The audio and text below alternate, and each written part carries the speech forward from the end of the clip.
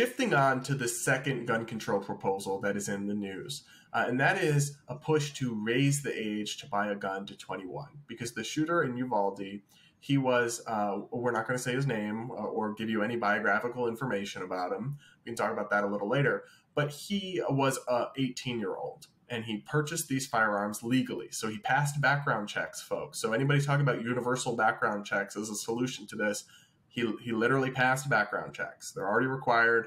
But he could theoretically, under these proposals to raise the age to buy a gun to 21, they would say not been able to purchase a weapon. And this is getting widespread support, even from the White House. Take a listen to what the press secretary had to say. The average age of suspects at school mass shootings is 18. Would the president support raising the age at which someone can buy a gun to 21? So the president was very clear about this just recently when he said that in his remarks just on Tuesday that it doesn't make sense for an 18-year-old to legally buy an assault weapon. And so he made very clear on Tuesday after he landed from Asia and had to deal with such a devastating news that happened in Texas. That's the new press secretary, Jen Psaki's replacement. But then also some Republicans are throwing their hat in on the ring on this one. Let's take a listen to Republican Congressman Adam Kinzinger. But I think that raising the age of gun purchase to 21 is a no-brainer. If you look at the Parkland shooting, you look at Buffalo, you look at this shooting, these are people under the age of 21. We know that the human brain develops and matures a lot between the age of 18 and 21. We just raised, without really so much as a blink, the age of purchasing cigarettes federally to 21. I think we need to get there eventually. So Hannah, why don't you walk us through the first issue with this proposal? So first and foremost, I just have to ask, is Adam Kinzinger, like, does he still get to be called a Republican? Because I'm not, I'm not buying it at this point. He's really on that fine line. But he's auditioning for MSNBC contract after he leaves office. That is all he's about at this point. He's like, please give me a talking head job. But no, I mean, I think what I have to say about this is that I just want more consistency. If you're going to be able to sign up to fight in war at 18, it is very vastly stupid that you should not be able to buy a gun for your own self-protection at 18. Like, that just doesn't make any sense. And we keep seeing this kind of waffling on other issues, whether it be the drinking age or smoking, and wanting to, like, increase where we believe adulthood begins, essentially, is what we're saying. And I just don't think it makes a lot of sense. It's all pretty arbitrary. I mean, honestly, if we want to get down to the science, that would be 25. Your brain is fully developed around age 25. That's when I would say most people's cognitive processes are fully in check. But that's pretty late in life to be able to buy alcohol or smoke or defend yourself. And so I think 18 was the proper age. That is still where we're sending people in society into adulthood. I'm also not sure how constitutional this would be, just because I think if you're trying to discriminate against people based on age alone, there probably are some issues there. But as a whole, I just think we need to have consistency. Is the age of adulthood 18? And if it is, then all of these things should be granted at age 18. You get full legality, you get full autonomy at age 18. Yeah, I completely agree. First and foremost, under the current law, where it is 18, this is unconstitutional. I mean, federal courts have started striking down state laws that raise the age to buy long guns to 21, that raise the age to buy semi-automatic weapons to 21, because they violate the Second Amendment. And whether you like it or not, folks, the Supreme Court established a precedent saying that the Second Amendment guarantees an individual right to own a gun and bear arms in self-defense. And all legal adults are entitled to full rights in the United States of America. You can't say, oh, only some people of some age get this right. Imagine if we said free speech starts at 25. That would save us some headaches, right, from these college students on TikTok. But it would obviously be unconstitutional. And the same thing as if we said, the police can search you up till age 30 without a warrant, right? Like, no, you have a constitutional right. You're a citizen. Now, I agree. So we couldn't do that for guns. It's just obviously flatly unconstitutional, in my opinion, and a bunch of judges recently are agreeing with me. And people will say, oh, well, you're already required to be 21 to purchase a handgun in the US. And that's sort of true, but sort of misleading.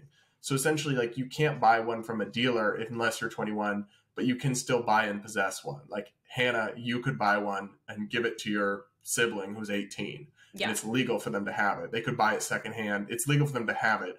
but it's also like not the same thing as raising it across the board, because then you go from, oh, just if you're under 21, you have to buy a certain type of gun, which doesn't make sense. But No. from, okay, if you're under 21, you're not allowed to have a gun at all, and you can't exercise your right at all. That's obviously more problematic than just the status quo of one type arbitrarily being somewhat limited. So I think it's a foolhardy and illegal proposal. But I do agree with your sentiment that like maybe the age of adulthood should be 21, but it would have to change across the board. We've got to stop this patchwork of some things at 18, some things at 21, because people will say, well, you can buy an AR-15 at 18, but you can't buy a beer. And they sort of have a point. It's more of an argument for lowering the drinking age. And also, there's not a constitutional right to drink brewskis with the boys, right? It's a little different from a firearm in self-defense, which is guaranteed by the Constitution. But I do agree that it's incoherent and that in today's society, most 18 and 19-year-olds are not fully functioning independent adults. So maybe we should have that conversation about raising everything to 21. And if we did, we could talk about guns being part of that equation. Sure. I'm personally fine with the fact that under current law, a 15-year-old can't buy a gun.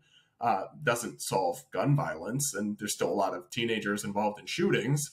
That's just the reality of the world. But hey, we can have that conversation, but we can't have it while the legal age of adulthood is 18. And it's no coincidence that these are all old people pushing this, right? They don't care about taking away rights from young people. But let's do it. Let's see how they would like it if we said free speech stops at 60 because boomers are annoying. She'll say some crazy stuff. Yeah. Well, I just have to also say, like, when I'm thinking about this, and this is already something that is a problem for a lot of women across America because college campuses are so intertwined with government, they often ban guns. But like, when you think about the age women are actually most in danger and most need self-defense, it is when they're younger. Like, it's when you're moving out into the world on your own for the first time. It's when you're going to college, when you're out late at night. And I couldn't have a gun when I was in college until I moved off campus because they didn't allow it. And that put my safety in jeopardy. And that made me a sitting duck and not only made me less safe in my classroom, but it made me less safe just going about the world. So when you think about taking away that right from somebody, from age 18 to 21, I do think we can have a conversation about like, when is adulthood? When does it start? But I think we also have to examine these real factors of like, this is a vital right to self-defense that we are stripping people of and telling them like, no, you have to wait 3 more years to defend your life. We also don't have any reason to believe that this would stop school shootings. Let's be clear, folks. I mean, does the drinking age at 21 stop people from getting their hands on alcohol right now? No. We've already seen many school shootings. Columbine, most famously, the shooters were 16 and 17 respectively. And so they just had a friend who was 18 purchase the guns for them. The same way millions of kids across this country do with alcohol. They just have an older sibling or a cousin, or they get it. It's not going to, and somebody who's so determined that they want to kill children is not going to be stopped by having to circumvent an age limit that's regularly circumvented for much less dedicated things like a 6-pack of beer. They're certainly going to still do it. So it's really, I have no confidence whatsoever that it would have stopped a single determined school shooter. They're already so sick and deranged that they're not going to be stopped by some slight inconvenience. But it would, like you said, strip rights from millions of young people.